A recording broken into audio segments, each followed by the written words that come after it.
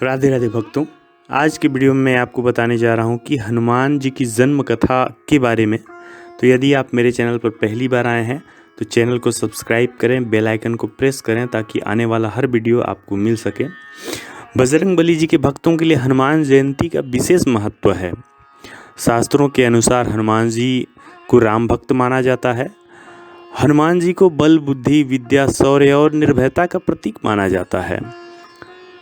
जब भी कोई परेशानी सामने खड़ी हो जाती है तो सबसे पहले हम बजरंगबली जी को ही याद करते हैं। और बजरंगबली जी को कई नामों से भी जाना जाता है, जैसे चिरंजीवी, बजरंगबली, पवनसुत, महावीर, बाली बीमा, अंजनी सुत, संकट मोचन और अंजनी आदि। हनुमान जी ने अपना पूरा जीवन राम भक्ति में व्यतीत कर दिया और श्री राम जी ने उन्हें अजर अमर रहने का वरदान दिया, आशीर्वाद दिया। राम भक्ति में लीन बजरंगबली जीवन भर ब्रह्मचारी बने रहे। तो इस प्रकार पहली कथा आती है कि एक बार महान ऋषि अंगिरा भगवान इंद्र लोक गए, भगवान इंद्र के देवलोक में गए। वहाँ इंद्र जी ने पुंजिक स्थला नाम की एक अप्सरा द्वारा नित्य प्रदर्शन की व्यवस्था की।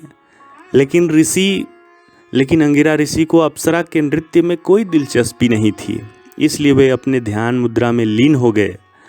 जब अंत में अप्सरा के नृत्य के बारे में पूछा गया तो अंगिरा ऋषि ने ईमानदारी से कहा कि उन्हें नृत्य में कोई दिलचस्पी नहीं है। तो यह सुनकर पुंजिक स्थला जो नृत्या थी वो ऋषि पर क्रोधित हो गई। तो बदले में अंगिरा ऋषि ने भी नर्तकी पुंजिक स्थला को श्राप दिया कि वह एक बंदरिया रूप में धरती पर जन्म लेगी। तो पुंजिक स्थला ऋषि से क्षमा मांगने लगी कि अपना श्राप वापस ले लें, पर अंगिरा ऋषि ने अपना श्राप वापस नहीं लिया। तो नर्तकी ने एक दूसरे ऋषि के पास गई और उस ऋषि ने अप्सरा को आशीर्वाद दिया कि सतयुग में भगवान विष्णु का एक अवतार प्रकट होगा।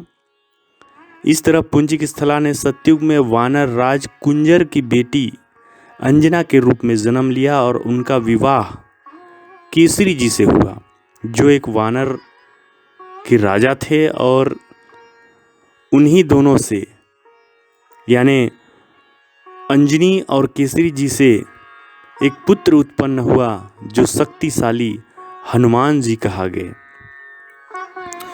उसी प्रकार हनुमान जी की जन्म की दूसरी कथा आती है कि भगवान विष्णु ने जब मोहिनी रूप अवतार लिया था तो उसी समय लीलावत जी ने कामातुर होकर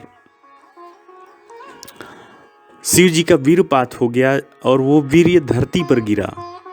तो उसी वीर्य को सप्तर्षियों ने कुछ पत्तों में संग्रहित करके वानर राज केसरी की पत्नी अंजनी के गर्भ में स्थापित कर दिया, जिससे अत्यंत तेजस्वी एवं परम पराक्रमी श्री हनुमान जी उत्पन्न हुए। उसी प्रकार तीसरी कथा आती है कि सतयुग में राजा दशरथ जी ने संतान प्राप्ति के लिए गुरु वशिष्ठ जी के मार्गदर्शन में पुत्र कामेष्ठी यज्ञ करवाया था, जिसे श्रृंगी ऋषि ने संपन्न किया था। यज्ञ संपन्न होते ही यज्ञ कुंड से अग्निदेव खीर का पात्र लेकर प्रकट हुए थे और तीनों रानी को बांट दिया था। उसी वक्त रानी कैकेयी के हाथों से एक चील ने खीर को छीन लिया था और मुख में भरकर उड़ गया था। चील जब उड़ी तो देवी अंजना के आश्रम से होकर गुजरी और उस वक्त अंजनी ऊपर की ओर देख रही थी। अंजनी के मुख में खीर का कुछ भाग गिर गया और खीर का भाग अंजनी जी निगल गई, जिसकी वजह से वो गर्भवती हुई। और उन्होंने चैत्र मास की पुण्यतिथि यानी पूर्णिमा को भगवान बजरंगबली का जन्म हुआ।